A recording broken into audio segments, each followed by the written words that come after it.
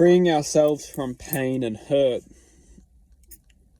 This is actually going to be quite a very beautiful one, because like the reality of this dimension, or this dimension specifically, the construct of this reality, this dimension is 100% designed to take our true essence and use it to construct essentially a false identity.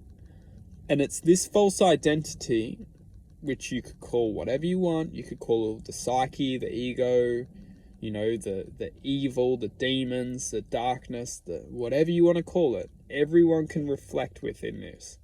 Is that when you take this field of energy and you take our true self, the true self, which is infinite possibility, it's essentially a spark within existence itself. It's a spark.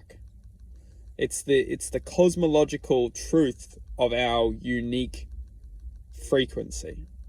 And that unique frequency does not belong here. It doesn't belong here. It's unique to everyone, and everyone's unique code or unique truth or unique whatever it is, positivity, love, everyone's unique passion, everyone's unique, whatever that spark is, it doesn't belong here. Now, how this works is that this reality is essentially coded to take that spark and contain it from its true existence.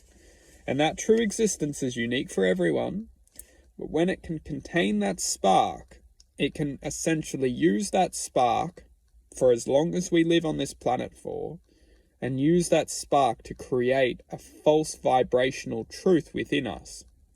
And this false vibrational truth is essentially the mind. The mind has the ability to keep this truth, which essentially turns it into a false vibrational truth, because it's essentially keeping ourselves from our true nature, or our true identity, or our true self. And it's essentially inflicting all of which it can to keep us from containing our true self or our true identity. Now, what happens when it does this is we feel ultimately many things, but one thing is we feel disconnected. When we feel disconnected, we start to feel all sorts of pain. And when we start to feel pain, we start to inflict this pain to others.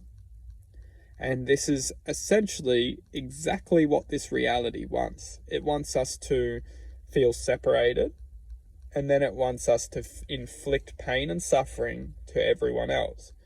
Now, while we're doing this, we're taught everything of which can disconnect us from our true originality. We're inflicted with everything we must do in order to survive in this reality. And then we're taught to essentially raise children and inflict everything into them of which we have been taught to be true. So what is happening, at least within this reality or dimension, is that we're essentially creating a false identity to essentially continue on. To continue on. And now what's kind of fascinating is when we can understand two things.